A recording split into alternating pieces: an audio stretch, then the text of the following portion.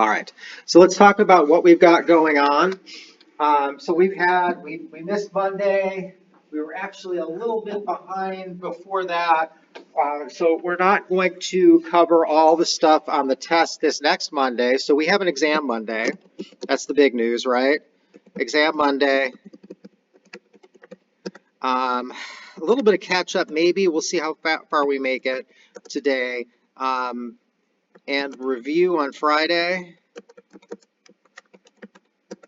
There'll be a homework due Friday.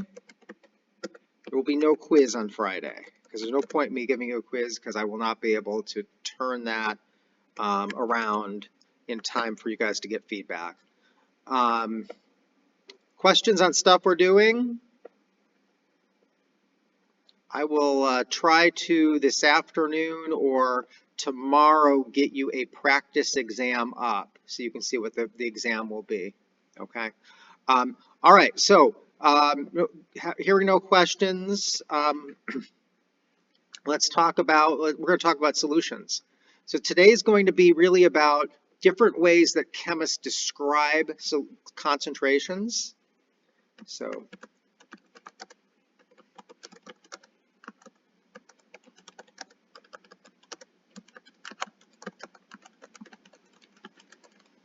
there are all sorts of different ways we describe concentrations depending on what systems we're talking about and what is most convenient.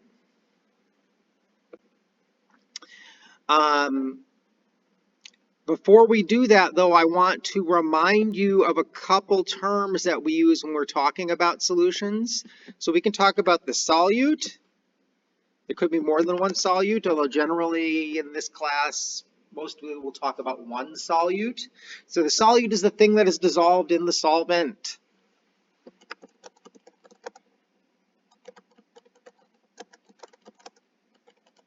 It's going to be a little cyclical here, okay? All right, generally, if in a solution of two things, right, water and let's say sugar, it's the thing that's in smaller amount.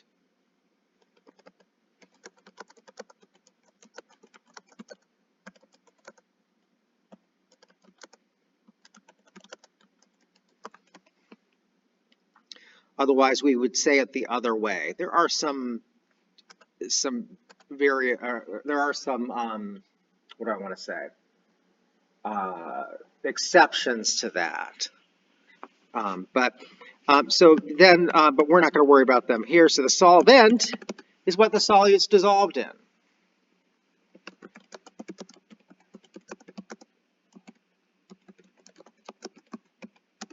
Okay, generally it's in greater amounts.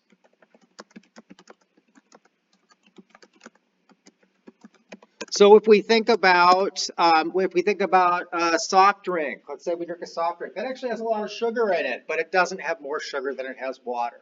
So water is your solvent, sugar is the thing that's dissolved in it. All right, in that case, it's a solid, so it's pretty easy. A solvent generally isn't a solid, although we'll have a quick example below here. Generally, in terms of in chemistry, we're going to be talking about things where we have we're generally going to have things in a liquid. Our solutions are going to be liquids, okay? I'm going to give you there's two examples below that are not liquids, but generally we're not going to be talking about them in that way. Maybe we'll talk about gases sometime. So here's some examples of this. So down here, if you look at the picture, what we've got here is we have a metal. It's an alloy. Bronze is a mixture of tin. Well, it's a mixture of copper and something else. Okay? You can actually make a bunch of different types of bronzes. You guys have probably heard of the Bronze Age. And the big deal about bronze is it's much tougher than copper. So before they managed to figure out how to get iron, and you have to heat iron a lot hotter to make things. So until they figured out how to make furnaces that they could melt iron, bronze was the material of choice for making, farm implement tools and weapons and things like that. And then you have the Iron Age afterwards, once people figured out how to smelt iron. And then you learn that you could put a little bit of stuff into iron and make it into steel, and that was even better. But bronze here, what we can see here is we have a alloy. What it is it's a mixture of copper, which would be the red little atoms on the left here.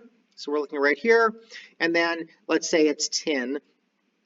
The tin atoms are the kind of silvery ones. All right, so that is an example of a solution. It's tin dissolved in bronze is one way you could think about it, but that'll be an alloy. In general, we're mostly going to be talking about solutions like this coffee here. This black coffee would be a solution because if I could see through it if I had it thin enough, right? If I dilute it, I can see through it. The real test of whether it's a solution when it's dilute is if you shoot a laser through it, if you can see the beam in it, it's not a solution. There are big particles in it. They're things that are not fully dissolved. Then I would call it a mixture. But we're not going to worry about that so much. That was a first term thing. This is coffee right here, and they're assuming everything's dissolved, and so they have a bunch of different molecules in with water in terms of their picture here. And then here they talk about air being a solution. Okay, air is it's a heterogeneous, well, it's a heterogeneous mixture of things, but it is a solution because at the microscopic level, it looks all the same. And so what we can see on our air here is it's mostly nitrogen. They actually reflected this well. It's got some oxygen in it. And then here they have a carbon dioxide. Not very much carbon dioxide in air, but that's a place where we would actually use one of our units here. So when people talk about the amount of carbon dioxide in air, they talk about it in parts per million, which is a form of expressing concentration that we're going to talk about today. Any questions on this in general? Okay. All right, then what we're going to do is we're going to go through a bunch of different types of solutions. So we're going to talk. So what we're going to start out with is we're going to talk about. So we had molarity. Do you remember molarity as a concentration? Why don't we start there? So we'll just do molarity. We're not going to do it. We're not going to do anything besides say what it is. I'm not going to work any problems for it. You had this last semester, but if you remember, molarity is equal to moles divided by liters. Okay. I hope everybody's okay with that / thing instead of me writing. I know that's much easier to read, but I'm going to switch to my pen here really quick. So that's molarity divided by liters. Hopefully you're still familiar with that. There'll be some problems on the homework for it for you to practice it. That's fair game on the test. So then we're going to talk about various concentration percents. So concentration by percent. Okay, and I'm going to call it concentration by percent because it's a category. Okay, we can have percent by mass.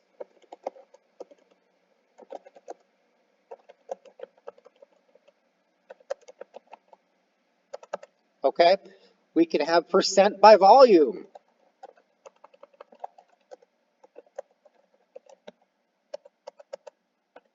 Okay, and then we can also have percent by mass volume, which is one I'd never really seen before or seen defined before. I think I've actually used it. All right, so when we talk about percent by mass, what we're going to do is we think about the percent by mass is going to equal to the mass of the solute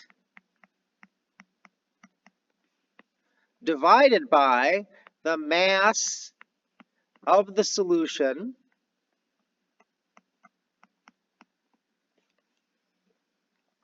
times 100 to make it into a percent.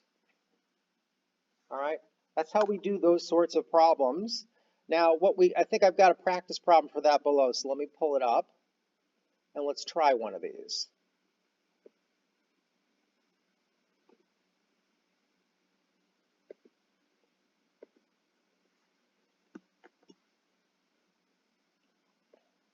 All right, so this is find the grams of solute in the following solutions. And this percent right here,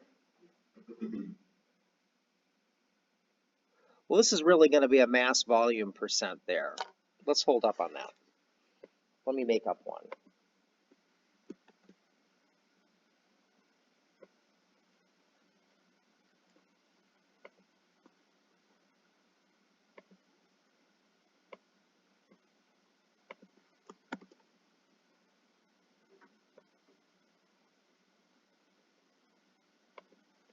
All right, so let's say a solution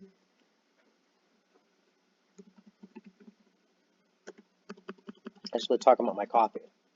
My coffee has, what is it, how many grams are in a tablespoon of sugar, do you know?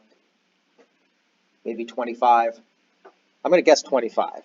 My coffee has 25.0 grams of sugar dissolved in a mass of, let's say, what is this?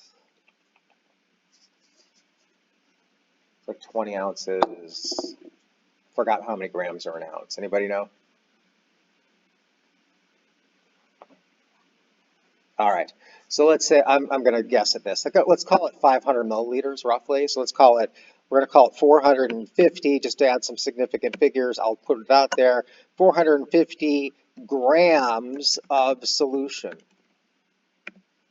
Okay, so my coffee has 25 grams of sugar dissolved in solution.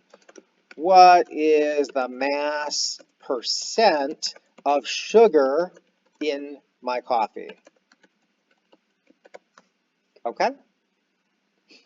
Go ahead. I'm going to give you a minute to go ahead and try and work that. Please don't spend your minute writing down the problem. I will post the notes. If I forget to post the notes, just send me an email and then I'll post the notes.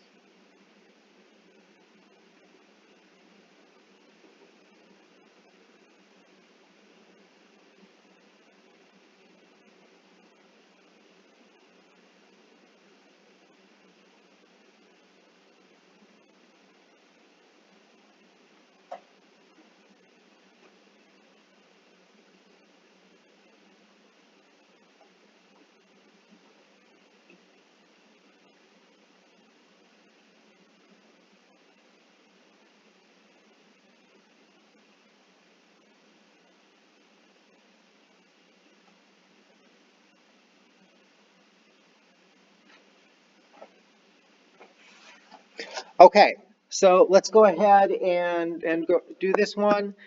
So I've got my mass. This one's pretty simple. I'm using the solution, but I've got 25 grams of sugar, right? That's my solute that goes on top. I gave you the grams of the solution,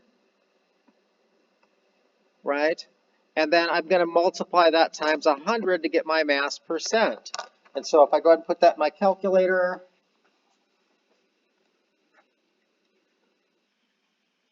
I've got 25 divided by 450 times 100.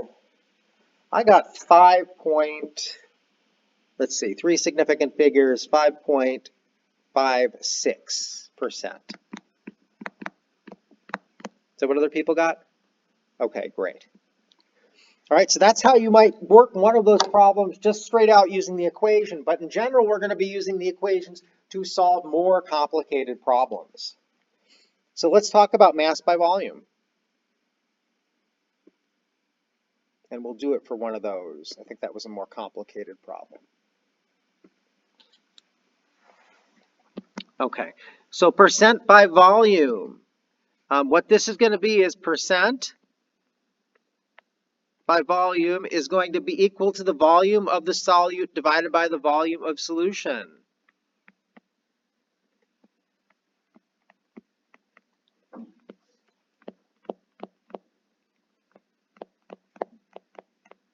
And once again, times 100 to make it a percent. All right, so you could imagine this would be the case where if I was making a solution, let's say I could mix ethanol and water, okay? And if I was making a solution where I was mixing ethanol and water, I could add 100 milliliters of ethanol to a graduated cylinder, and then I could fill it up to a liter. And that would be a 10% by volume solution, because it was 100, went into 1,000, right? Total would be the total. So the solution does include the other volume. If you see one of these problems and it gives you two volumes, just assume they're additive, okay? That's not exactly true. Volumes are not always additive for solutions. But find the grams of solute in the following solution. We're not doing that one, we're doing this one. Find the grams of solute in the following solution. Did I just copy the same thing twice? Maybe I just did that. This is the one I want. All right, so here we go. We've got a volume-to-volume solution with some drinks.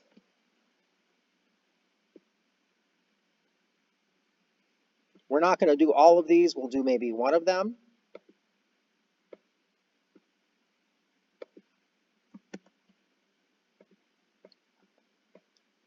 All right, so what I want you to do is calculate what's the volume of alcohol in two 12-ounce glasses of beer. Look, they made it all sorts of complicated, right? But what I want to do to help you out here is, so we've got percent, right? Our percent is going to be equal to the volume of solute divided by the volume total, right? It's the volume of solution, which is the volume total.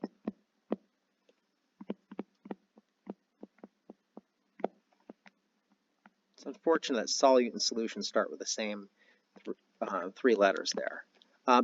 So we've got that. So what you're given in this problem, just as a hint, is we're given the percent, right? And we're given the total. And we're given 100, so you need to solve for that solute. And then multiply it by what? Because you have how many glasses of beer? Multiply it by 2. Okay? Go ahead. I'm going to give you 2 minutes for this one. 2 minutes or until everybody in the room here looks bored. And I have a cast of thousands in the room.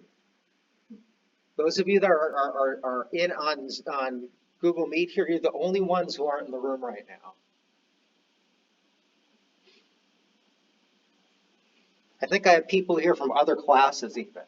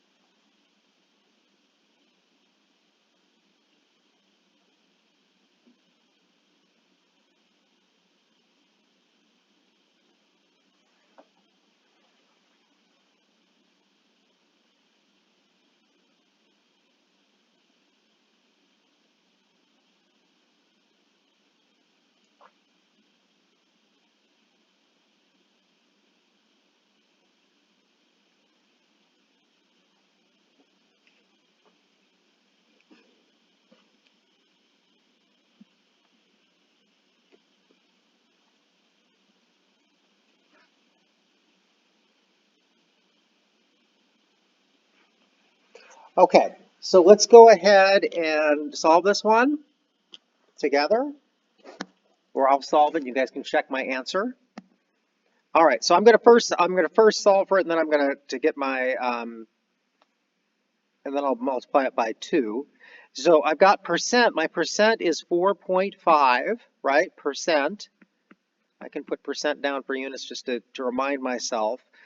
I don't know what my volume of solute is. That's what I'm solving for, right? And then my volume total is 2 12 ounces of beer. Well, I guess I could multiply it by 2, or I could just multiply it by 2 here. I'm going to multiply it by 2 here.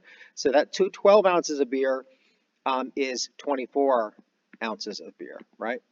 And so my answer here is going to be, my volume of solute, what are my units going to be?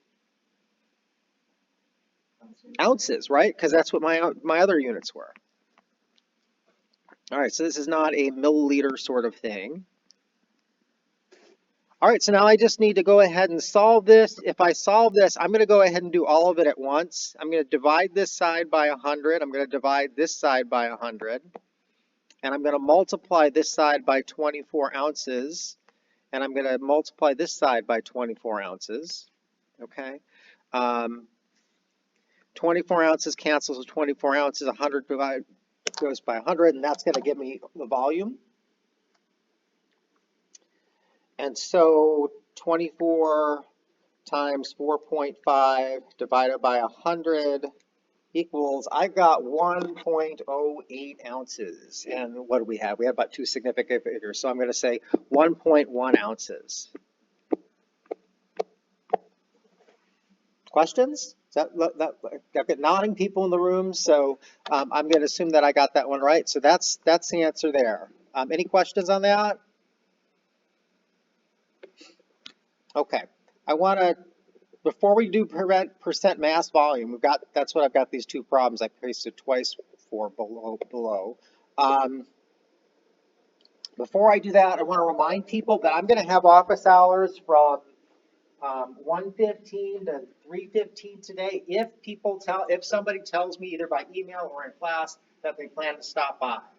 Like I said in the email I sent you earlier or last night, if nobody tells me that sort of stuff, I'm just going to head straight over to the gym. Otherwise, I'm going to go to the gym at 3:15ish. Okay, so let me know if you'd like to stop by. I would love to help you, but I don't want to be sitting in my office if nobody's going to stop by. One other thing, we're talking about significant figures here.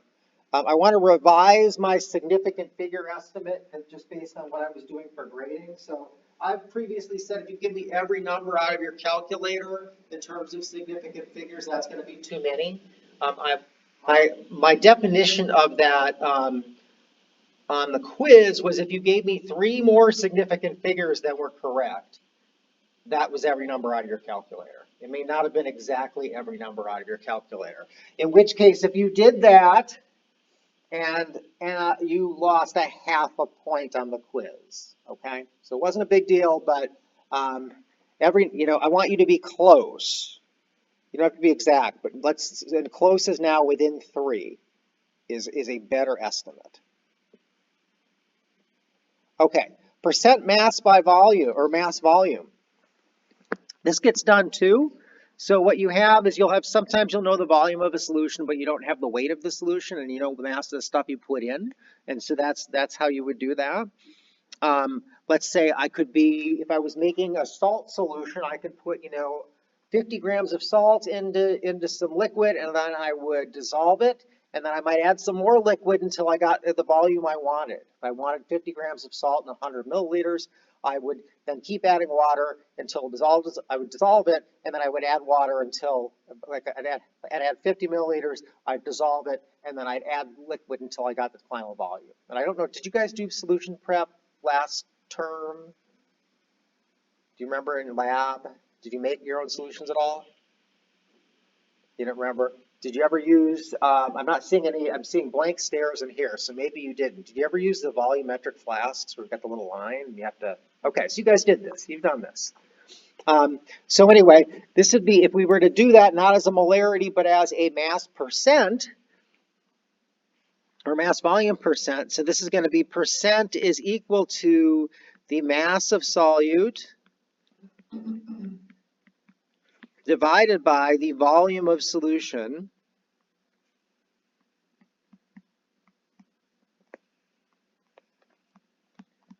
times 100. All right, and that's an example of one of these problems below. I think we'll go ahead and work one of these as well. I've got 30 minutes left, so I think I've got time to get to my parts per billion and my molality. Those are going to be the two other new parts per billion, parts per million.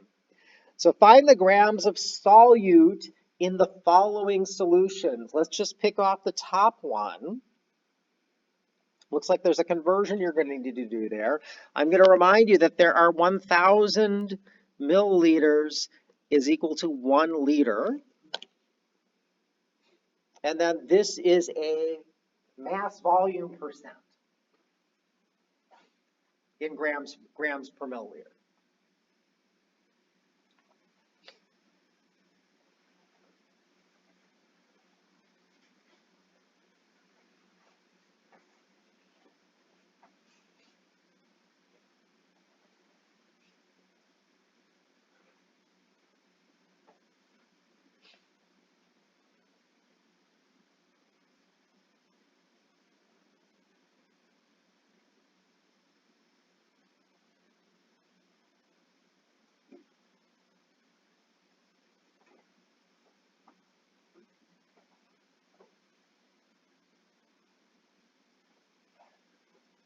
Folks in the room, feel free to call me over if you need help with this at all.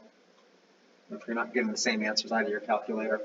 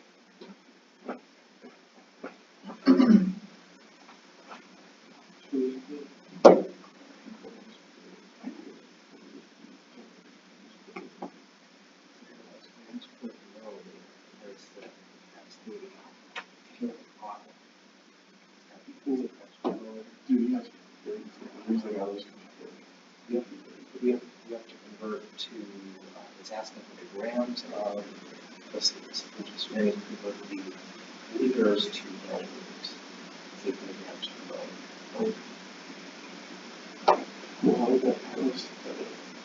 milliliter. Okay, a good question about what do we do with these liters here.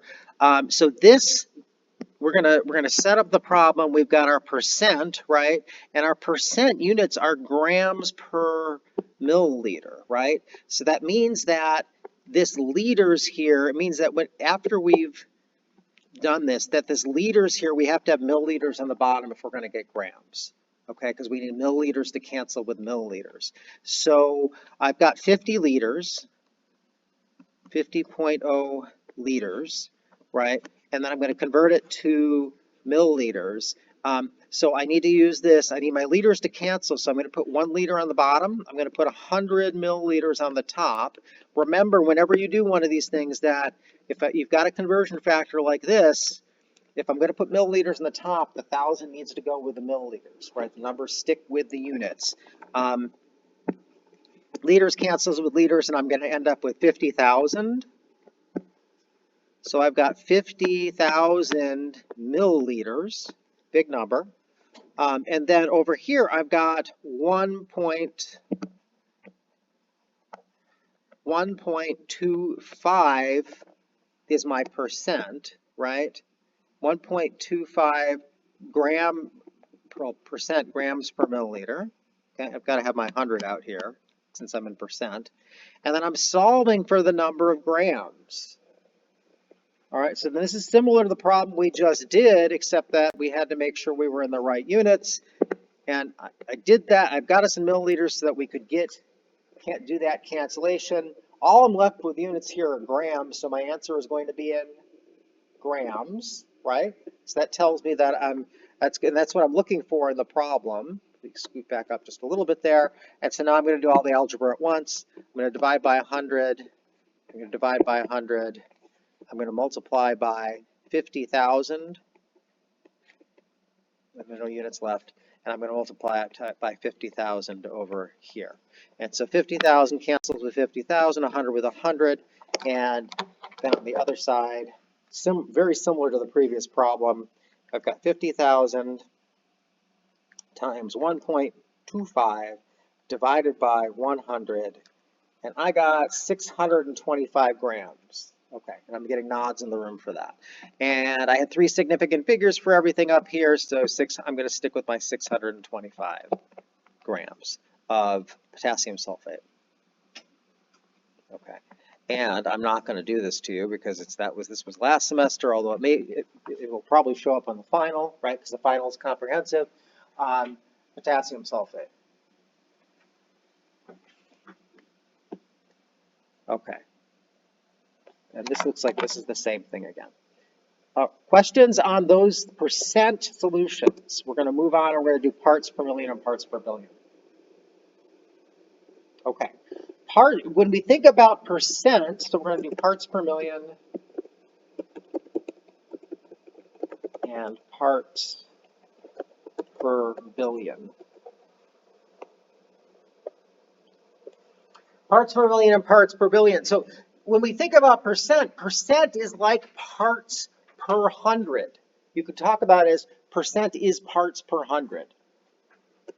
So in terms of is parts per million, it's a little abstract because we don't think in those terms, but percent is parts per 100. And I hope that helps in terms of kind of normalizing parts per million and parts per billion. It's really the same equation. So parts per million we abbreviate as ppm. That's going to be equal to, we could talk about grams, and we're going to do this, they might mix up your units for these sometimes, but in general, we're going to talk about this in mass. Okay, so mass for both of them. So we'll talk about grams of solute divided by grams of solution times, this is parts per million, 1 times 10 to the 6th. All right, so 10 to the 6th is equal to 1,000,000. So it's times 1,000,000. So it looks just like the percentage calculation, except that instead of having 100 off on the right, what we have is we have 1,000,000. Okay, and parts per billion is the same thing, except we have 1,000,000,000 off on the right. So it would be grams of solute divided by grams of solution. Actually, I'm going to go back and change that. Times 1,000,000,000. All right, I want to, more generally, I put grams, but it might not always be grams.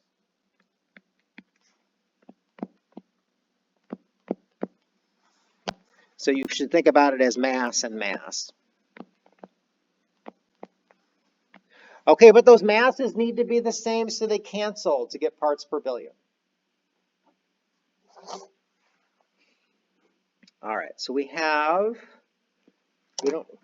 have our drink problem. Have I been copying these? Maybe how we're getting all the duplicates.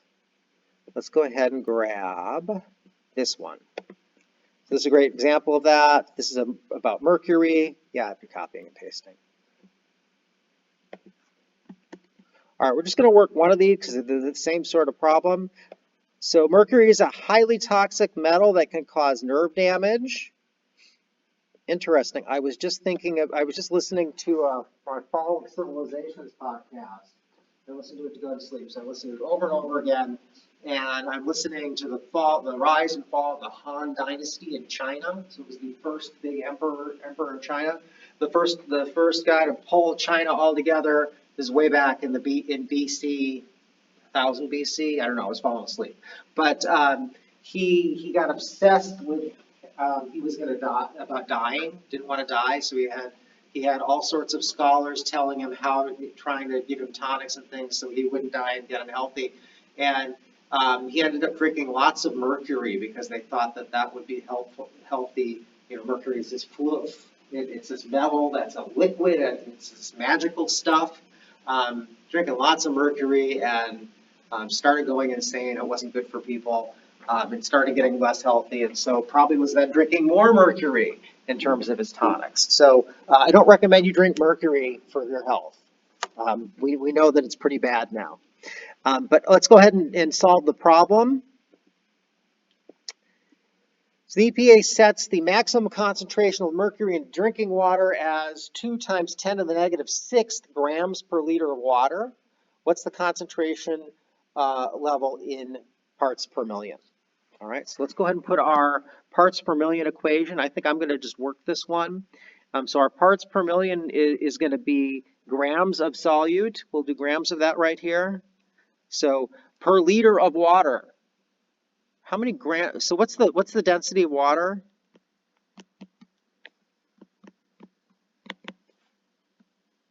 One gram per milliliter. Easy to remember, right? 1 gram per milliliter. Okay. So that's the density of water. We're going to call that exact. It's not really exact. It depends on the temperature, but we're just going to call it exact because I don't know. They didn't give us a temperature. Okay. So a liter of water then, right, has how many milliliters? 1 liter of water. If I have 1 liter, I have 1,000 milliliters, right? And if I have 1 milliliter, I have 1 gram. So we have 1,000 grams of water, right? So for our equation here, remember parts per billion is million, billion, million we're doing. Parts per million is equal to gram solute divided by gram solvent, or mass more generally, but we're doing grams here, and then times 1 10⁶. 10⁶ is a million. And so they want us to know what's the concentration of parts per million. I have 2.0 times 10⁻⁶, right? This is going to be a good test of whether you're using the the exponent key on your calculator correctly. So I recommend everybody do this with me so we can catch that error now. And that's going to be times 10⁶, right? How many parts per million?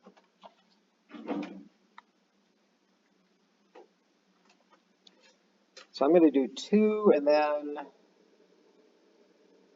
no idea where the E key is on this calculator. Do I have my regular calculator? I do. All right.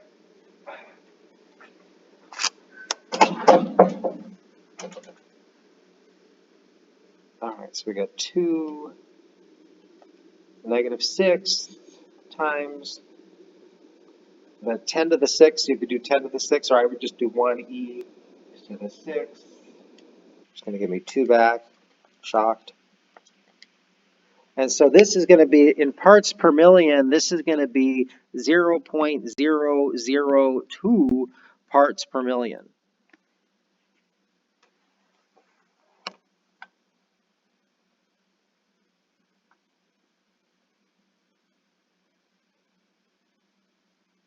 Okay. Is that what other people got? And let me go ahead. I need to put my units here, or else I'm going to lose a half point on that problem, or a point, depending on your professor's mood. Okay, questions? So that's how we would solve one of those. We solve for that. All right, then what we're going to do is we're going to finish up here with one final concept. We're going to talk about molality. Yes. I got 0.02. Do you know that the draw? So do other people get 0.002? Okay, so I'm guessing that has to do with use of your EE key. Do you have a clear capital E key? I do. Okay, I'm going to walk you through this. Other people may have had the same problem. And other people maybe who aren't here who are going to be watching the video may have this problem. There are common mistakes people make with their EE key. So what I want you to do is take your calculator, clear it out. We're going to do 2, hit your EE key once, okay? And then what you're going to do is you don't put in tens or anything like that. Now I'm just going to put in -6. Did you get that? Then I'm going to take that times, I'm going to put in 1, and I'm going to put my EE key again. rather than mess with 10 to the 6. So you could imagine what I've got written here, at least in terms of doing your calculator, is probably easier if we do 1 times 10 to the 6th, like that. So 1, and then I'm going to do the E key to the 6th. Go ahead and press equals now. You should have 2. Do you have 2? Yes. Great. That's awesome. Okay, so then now if you divide that by 1,000, you should get Yeah, I point. got it. You got it? Okay. Is that helpful? Yeah, thank you. Great. Happy to do it. Okay, so let's go ahead and that's a really common error. So if somebody else had that who's listening, or if you're watching the video, practice that. Make sure you're getting the right answer there. Let me know if you're not. And you know, if you can come to office hours, I'd be happy to sit down with you with your calculator and work on that. Okay, finally, let's talk about molality. We've got plenty of time. So molality looks like molarity, okay, but it's not. And what molality is about is solutions can change volumes with temperature, okay? Also, when you mix a solute into a solution, sometimes the solution contracts a little bit or expands a little bit, okay? This is a thing that happens. We're not going to worry about that, calculating that or anything, but this is why in lab, when you were making these solutions using the volumetric glassware, that what they did was they told you probably to fill them halfway, get your stuff dissolved, and then fill them the rest of the way. Because there's some volume and contraction and expansion. You don't want to add just if I'm trying to make a liter of solution in a volumetric glass, I don't want to add my solute and then add a liter. Okay? We have problems with that. That is Google Meet telling us that we're getting close to running out of time. Sorry, you know, I hear that every study session. Anyway, so molality is going to be equal to our moles of solute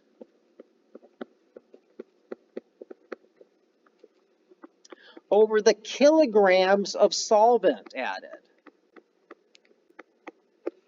Okay, moles of solute over kilograms of solvent.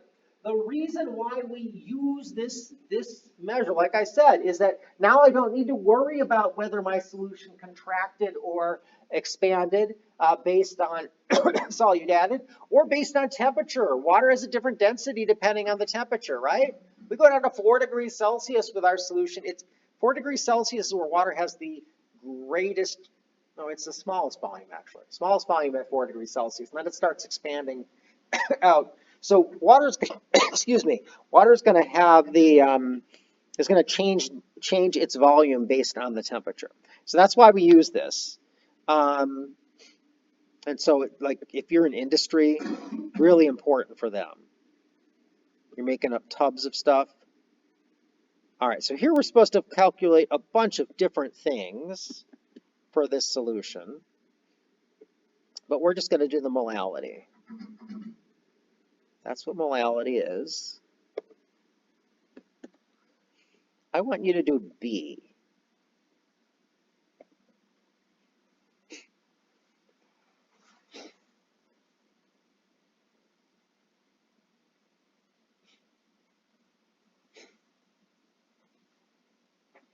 It's a little tricky because they're giving you more information than you need to solve just B, because you have other things you could solve. So you need to pick out the right ones here. Looks like there's a conversion in there too.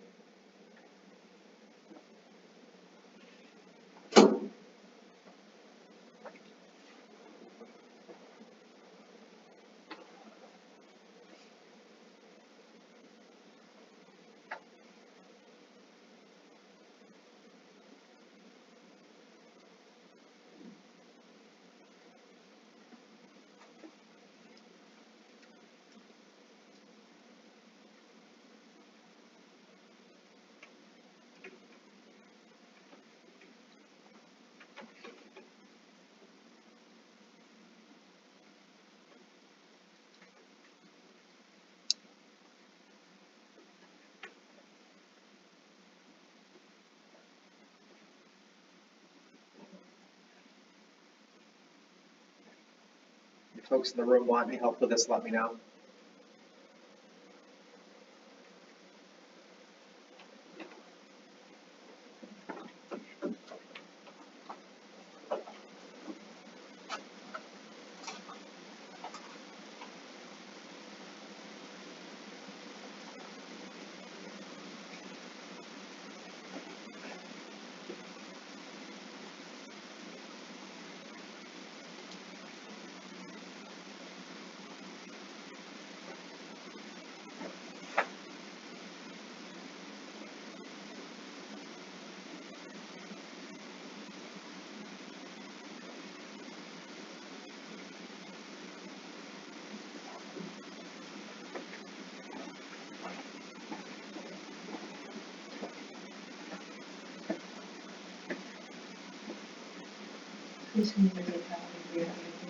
Yes.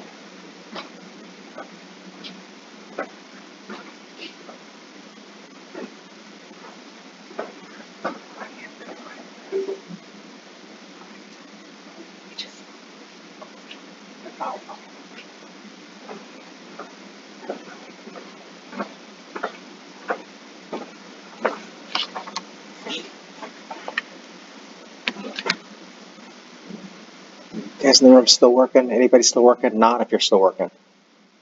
Okay, let's go ahead and work this one. This is a better problem than I thought. We have to use molecular mass. That's great, right?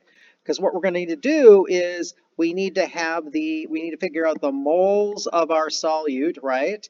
And we need to figure out the kilograms of our solvent. The moles of our solute, but we're given grams of our solute. Okay, so we need to use the periodic table to figure out the molecular mass. So it's what is 12.11. So I've got a carbon, I have 2 hydrogens, I have 2 oxygens, right? So I'm going to have, let me do it like this. Hydrogen, oxygen, oxygen. So I'm going to have 12.011, 1.01, oxygen is 16.00 and 16.00. We add those all together.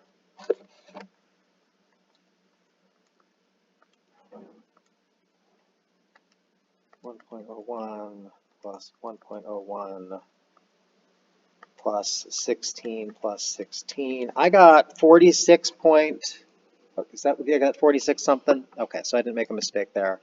So that's going to be 46.03 grams per mole of formic acid.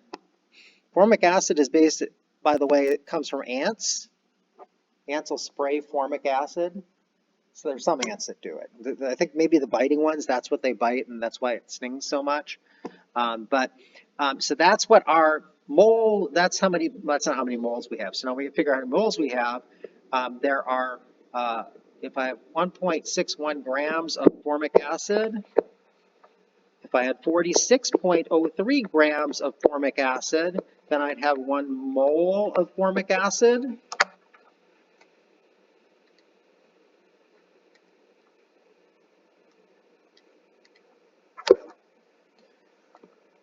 And that gives me 3.50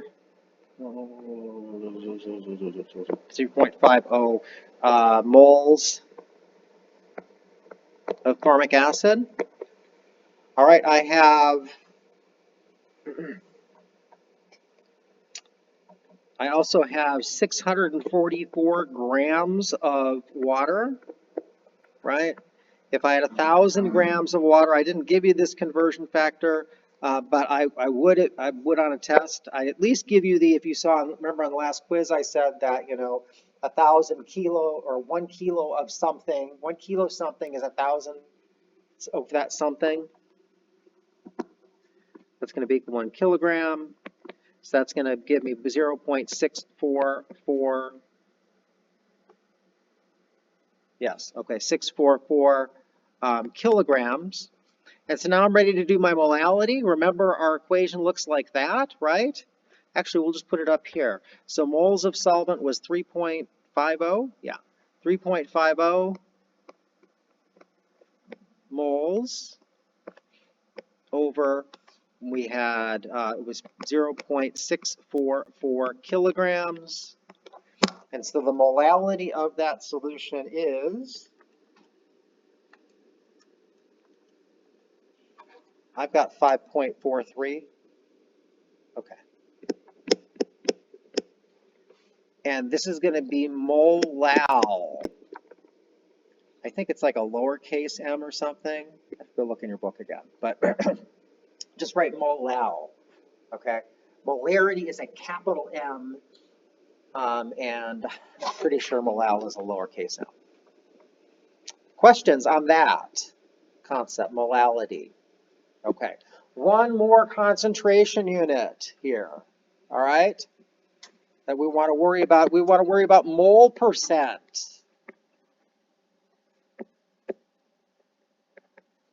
And not mole percent, mole fraction.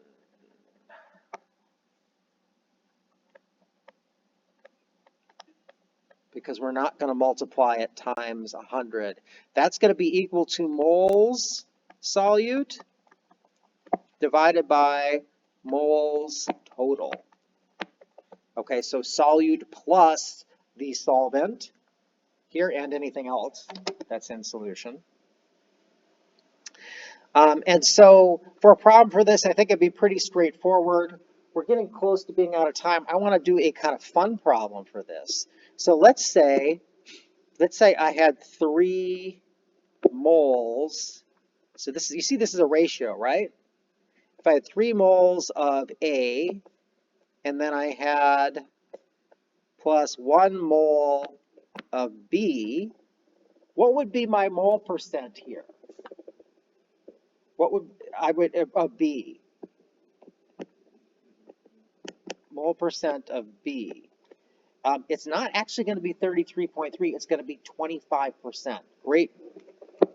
I'm glad you gave me the answer there so we could point it out. So the moles of solute is 1, right? 1 mole B. And underneath we've got 3 moles A plus 1 mole B, right? It's moles total. And so that's going to be equal to 0.25. You guys see how that works? Now, what would be a really fun question to give you on the test? I don't know whether I'll do this or not. I'm going to, because we're short on time here, and I know Google's going to cut me off pretty soon, I'm going to say, let's say I have this solution right here. We're going to look at this alloy, right? How's my lines doing here? I can barely see, but that's a me problem. Can you see the green there? Let me go over with black. Let's just consider this. Actually, let's go back down here really quick.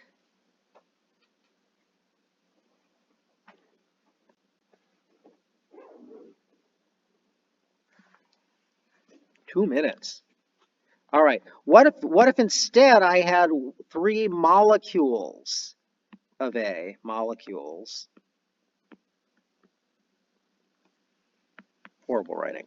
And 1 molecule of B. What would be my mole percent? It would be the same, right?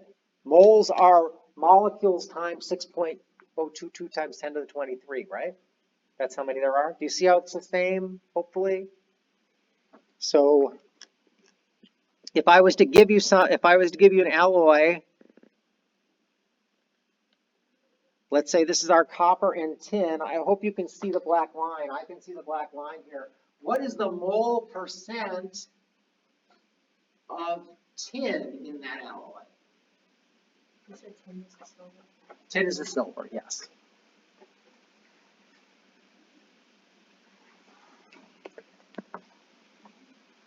I'm going to go ahead and do it because we've got 1 minute, right? Okay, but I've got 3 tins, right? 3 tin. And then total, I have 1, 2, 3, 4, 5, 6, 7, 8, 9, 10, 11. Over 11 total.